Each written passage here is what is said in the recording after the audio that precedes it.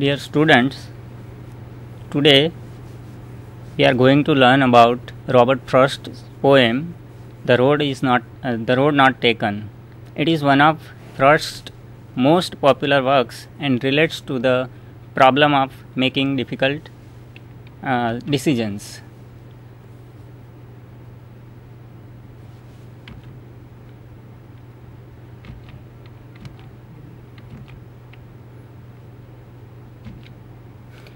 Robert Frost, he was born in San Francisco in 1874 and died in 1963. He studied at Harvard, and his poems show deep appreciation of natural world, and his images like woods, stars, houses, brooks are usually taken from everyday life.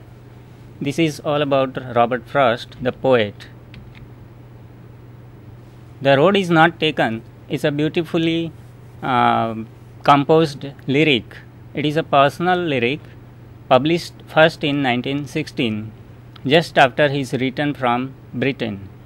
The title is often misremembered as The Road Less Travelled. It is often said that Frost's intent in writing the poem is misguided as well. The lyric, The Road Not Taken, it is divided into 4 stanzas. In the first stanza, the theme of the poem is introduced. The first stanza reads like this: Two roads diverged in a yellow wood, and sorry, I could not travel both, and be one traveller. Long I stood to where it bent. In the long I stood and undergrowth. To where it bent in the undergrowth.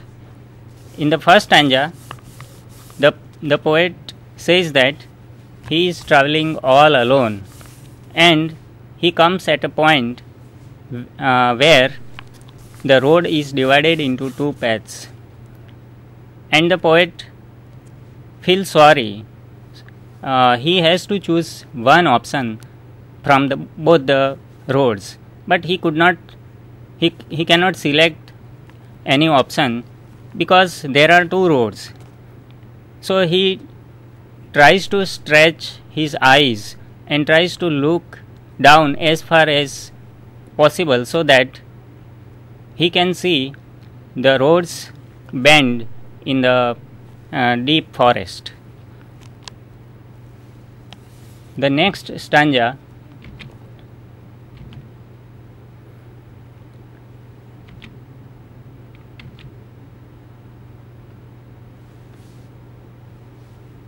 he paused a long while, taking his time to truly considering which path might suit his interest best.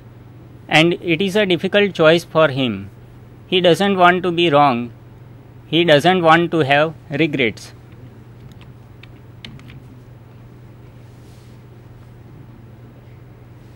In the second stanza, the poet says, Then took the other just fair, and having perhaps the better claim, because it was grassy and wanted wear.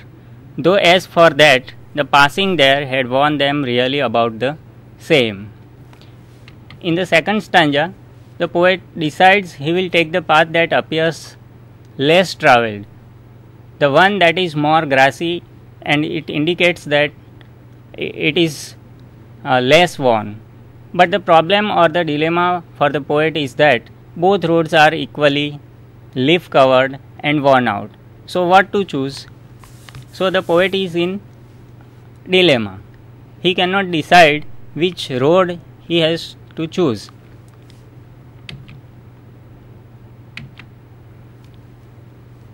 In the third stanza, the dilemma of the poet develops, and it becomes confusing for him to select any of the option. But he chooses to go for the second option, which looks better for him because it was more grassy and it wants to be worn out. So he goes for the second option. but at that time there is a doubt in the mind of the poet, and he doubts whether he selects the option and he goes for it, whether he would be able to return or not. That's why he neither looked as though they had been travelled at all that day. For a quick second he thinks he will come back another day, but then he is honest and admits it is unlikely that he will follow through.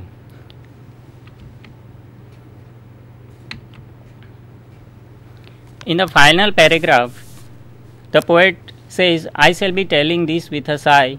Somewhere ages and ages hence, two roads diverged in a wood, and I took the one less travelled by, and that has made all the difference. This final paragraph and the final two lines, I took the one less travelled by, and that has made all the difference, is the essence of the poem.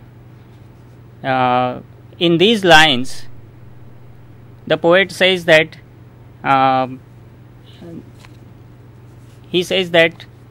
the paths in woods and forks in roads are metaphors for life's cries and decisions.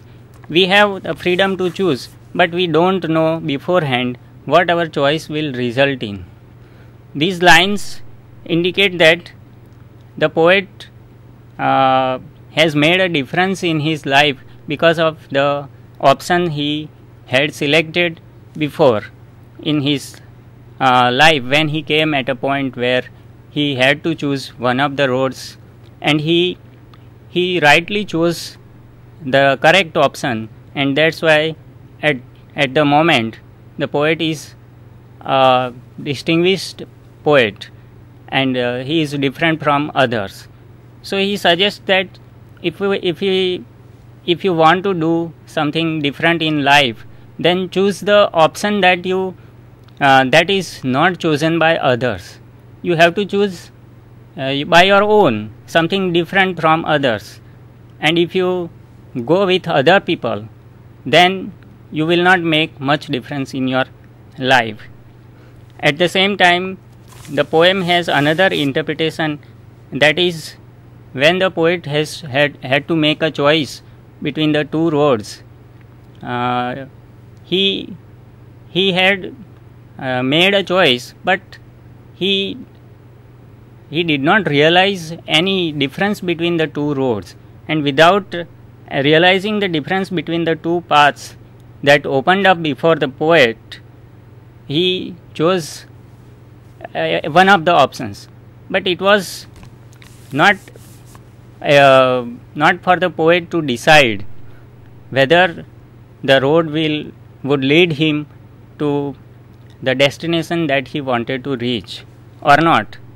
That's why in this poem the poet talks of the standard dilemma that we encounter innumerable times. This is a symbolic poem.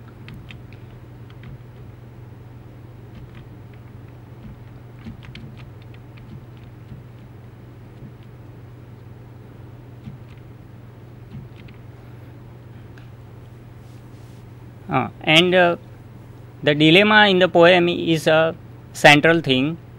The fork in the road is a metaphor for life's crises and decisions. We have freedom to choose, but we don't know beforehand what our choice will result in. Even though the poet says that even though he knows the paths that are equal, but he took the one less travelled by, and it has made all the difference. This poem is not about the road less travelled, though it is about the road not taken.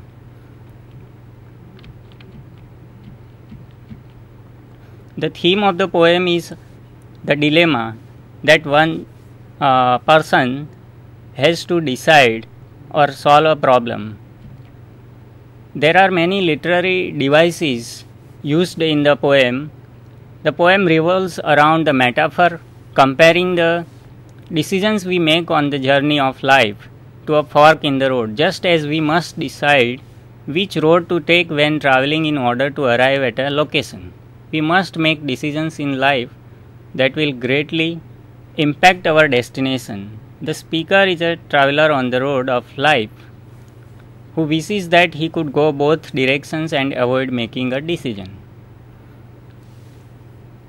The poet has used various symbols like woods. The poem is set in the woods because we get an image of a quiet, deserted place where the speaker is left alone to decide. There are no road signs or people to stop and ask for directions. Similarly, there are no signs in life designed to help people choose their path. Roads. The roads are symbolic of the paths we take in life. Every road leads to a specific place, and nature of one's destination depends entirely on the decisions that are made. We don't just arrive at a location, we make a series of choices that lead us there. Another symbol that is used in poem is morning. The morning represents a new beginning and the endless possibilities the day ahead has to offer. Frost sets the poem in the morning to reveal that the speaker is in the early years of his life and his future is spread out before him. These are the references that I have used, web references for the interpretation of this poem. Thank you.